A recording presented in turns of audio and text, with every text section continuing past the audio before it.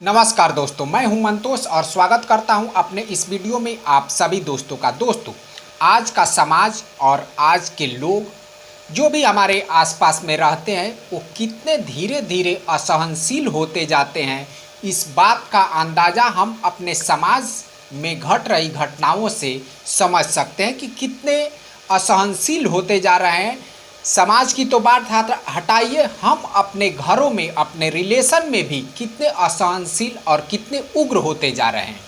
एक खबर मैं आप लोगों को बताने जा रहा हूं, बड़ा ही दिल दहलाने वाला खबर है कटिहार के अहमदाबाद नहीं, अहमदाबाद एक थाना है, वहाँ पे गोपालपुर एक गांव है। इस गांव में खलीफा चौधरी के दो पुत्र हैं, एक अशोक चौधरी और छोटा पुत्र है छुत्रू चौधरी, इस तरह का नाम है।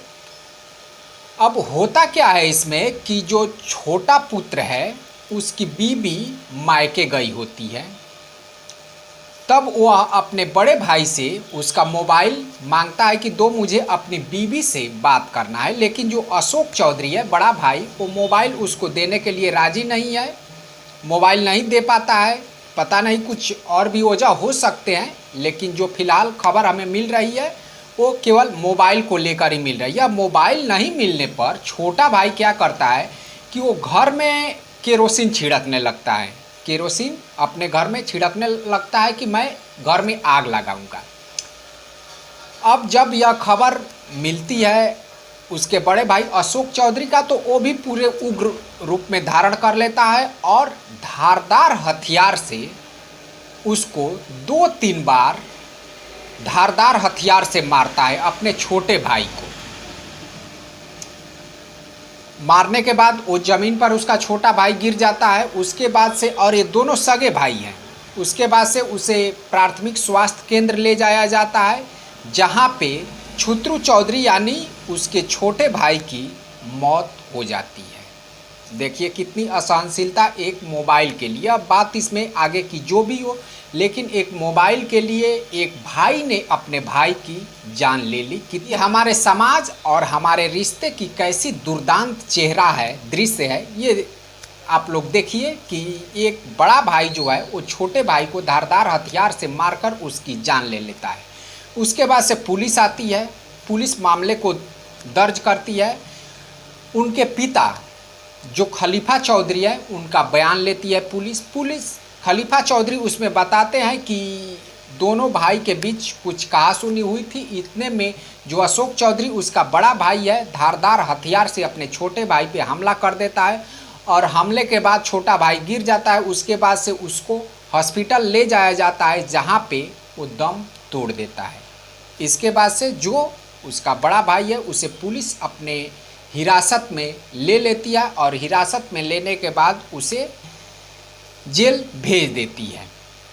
तो कहने का तात्पर्य ये है कि हमें जो उग्रता का रूप है समाज में, बहुत ही असहनशील समाज होता जा रहा है। और इसकी वजह से अगर आप देखें तो एक छोटा भाई भी मारा गया और बड़ा भाई जो है उसको मान लीजिए कि जेल हो गया। अब उसको जेल के जंजाल से निकलने में उसकी उम्र गुजर जाएगी।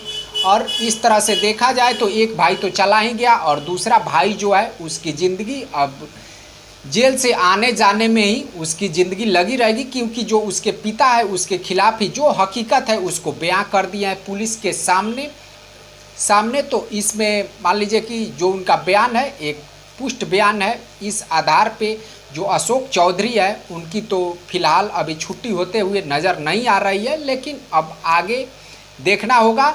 लेकिन हमारे कहने का तात्पर्य है कि हमें छोटी छोटी बातों पे उग्र हो जाना, जैसे कि हमलावर हो जाना और किसी की जान ले लेना, इसमें ना तो जान देने वाले की भला है और ना ही जान लेने वाले की भला है। तो इस बात का हमें अपने समाज में, हमें अपने घर में, हमें अपने परिवार में पूरी तरीके से ध्यान रखना चाहिए।